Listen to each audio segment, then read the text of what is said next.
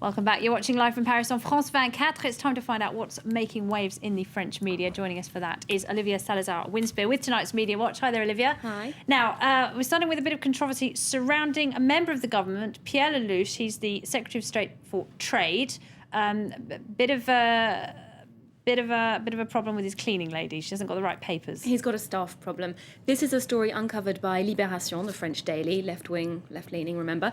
They uncovered a story about Lelouch having a Mauritian cleaning lady who was, in fact, an illegal immigrant. Ah, yes, I remember this, right. Yes. So normally a paper would do their research and dig up some dirt on a member of government the usual way by making their phone calls.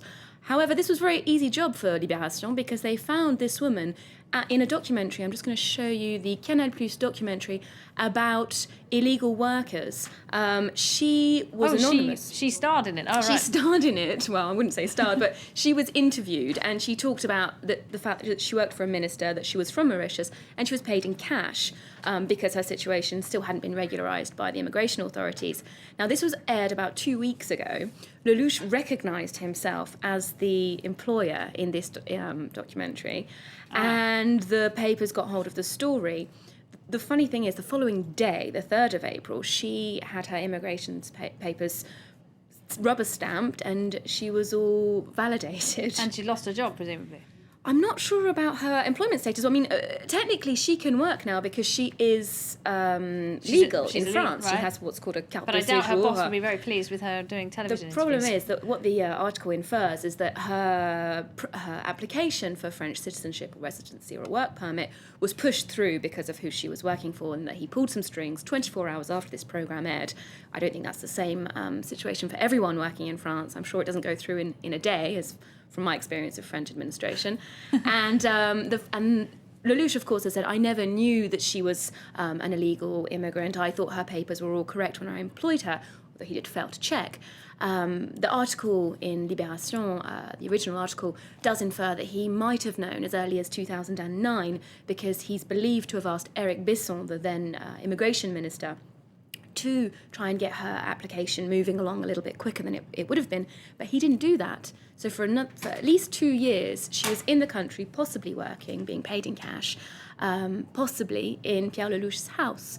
So this is all very bad news a week before the campaign. A week before the election, absolutely. When immigration and, of course, immigration status and working is a big theme. And the socialists are calling on him to stand down. Well, the socialists are heavily criticising him. They say this is absolutely unacceptable. And the Front National, Marine Le Pen's party, has said he should step down. He shouldn't be in the government anymore. All right, well, let's move on to a bit of a lighter story because 6 days ago, as you say, the election just around the corner, and the candidates, they've been telling us about their policies for a while now. Now they want to tell us about details of their personal lives as well. Yes. We're going to judge them Whether now we like it or not. on their favourite films. Now, I must say that I'm quite guilty of judging people by what they read, what music they listen to. Right. So I was very interested to find out about Sound of Music. The Sound of Music. Well, guess whose that is. It's Allociné, the website. It's a French website that does cinema listings and all sorts of reviews. They interviewed all of the 10 candidates and asked them what their favourite film was. An excellent opportunity for them to do a bit of personal PR, show off their political correctness and their cultural sides, and a good opportunity for us to see if we've got anything in common with them. Right.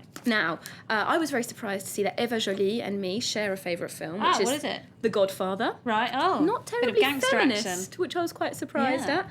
And even more surprised to see that Sarkozy and I share preferences for Kubrick's Lolita and Rome Open City by Rossellini, which is So he's more into the arty films. 1940s Italian film. Wonder if his wife might have helped him pick that one? Yeah. François Hollande is very French in his tastes, all new, mainly... What's he all- gone for? Jean de Florette? No, new wave directors, 1960s films, Truffaut, Eric Romer. Yeah.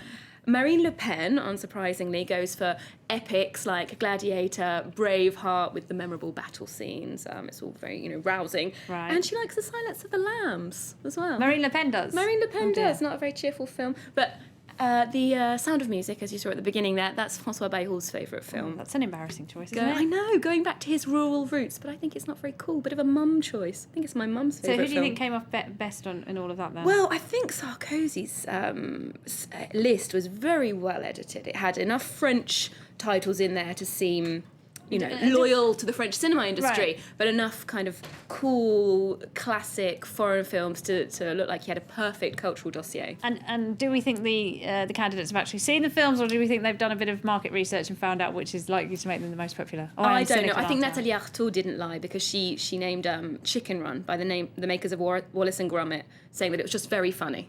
That's her favourite film. Yeah. Goodness me. All right, Olivia, we'll have to leave it there. Many thanks indeed. Olivia Salazar-Winterfield with welcome. Media Watch. You'll be back with us later in the programme, won't you, for Campaign Chronicles? So don't miss that. Now, let's find out what's been getting the most attention on the internet today. Among tonight's highlights, the late hip-hop icon Tupac Shakur was temporarily brought back to life on stage in California. Take a look. Here's Web News.